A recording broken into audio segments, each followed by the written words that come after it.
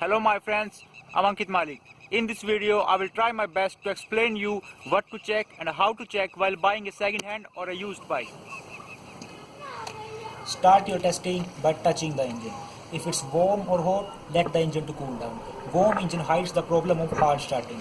For example, now the engine is warm. Let's try to start the bike. You see,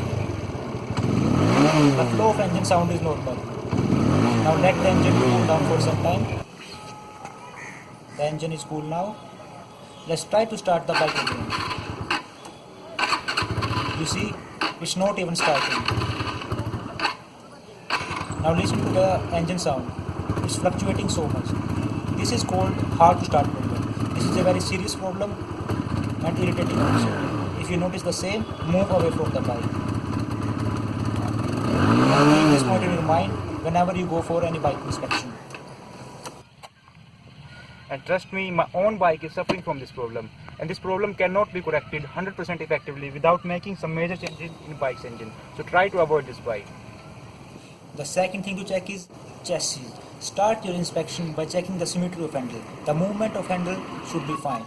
Then check for any weld or anything at handle chassis. Then at the bottom area of front handle chassis. And then check the other side for any weld mark or anything you find unfamiliar. And then move to the main engine chassis. Check this very carefully for any deformation, for anything, for any mark of weld or anything you find unfamiliar. Then move to the back seat chassis. Look for any unsimilar weld or unsymmetrical bending or anything. Then move to the back wheel chassis. Check this very carefully. Even a 1 centimeter deformation here can unbalance your bike. And if you find any weld or unsymmetrical bending, say bye bye to the bike. And trust me, chassis do not deform easily in small fallouts or small accidents. If you find any major weld mark on your chassis, say bye bye to the bike. The bike is going through some major accident. And please proceed further only when the bike you are testing passes these two tests. The next thing to check is area below the battery. Look carefully for some unusual rust. Some small amount of rust is common here. But if you find the amount of rust is more, which means the bike is parked continuously in rain.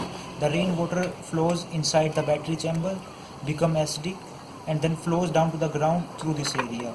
This rust may be due to some battery leakages. Discuss this point with your seller.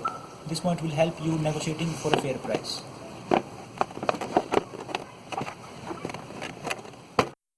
The next point to check is brakes.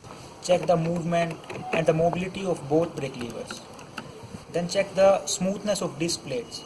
Smooth area means the bike is used normally, with light braking, with good braking pads. Check both brakes for smoothness. And if you find grooves like this on your bike's disc plate, this means the bike is gone through some hard braking, maybe used for stunting purpose. These grooves are result of rude handling of bike.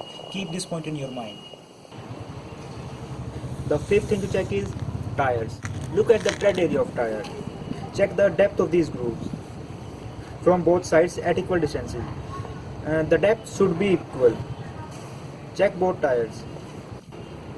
And if you find the depth is unsimilar, it means the bike has some secret history of suspension leakage. Ask question about this problem to seller.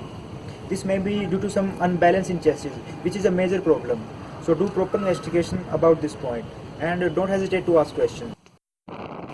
The next thing to check is on-drive balance of bike. Start the bike and accelerate it to 50-55 km per hour speed and leave both hands. Do this carefully and look for any bubbling in handle. The bike is supposed to move straight, not like this, wavy motion.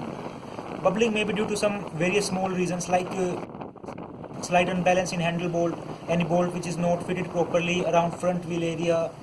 Discuss this point. This is not a very big issue, but it cannot be neglected. Discuss this point while negotiating for a price. The seventh thing to check is oil leakage. Check for any traces of oil leakage at engine pin area. Then check at the bottom of engine. Majority of oil leaks occur at this area. Then check the oil check valve for any small leakage. Then check side service valve for any small leakage. Then move to the rear brake fluid storage. Check here. Then for any small leakage at disc calipers. Check both calipers. Any oil leakage is not a big problem, but it costs you 300 to 500 rupees in maintenance and time cost extra. And do a proper inspection of suspension system. And the eighth thing to check is corrosion. Start your testing by checking petrol tank. Any type of rust here means worst handling of the bike. Then check the condition of drive and pulley. Rust here means same careless handling. Then check for any type of rust at the beginning of exhaust. And the ninth thing to check is motion of bearing of rear wheel. Then check the motion of disc plate. There should be no unfamiliar noise and any type of friction during the rotation of wheel.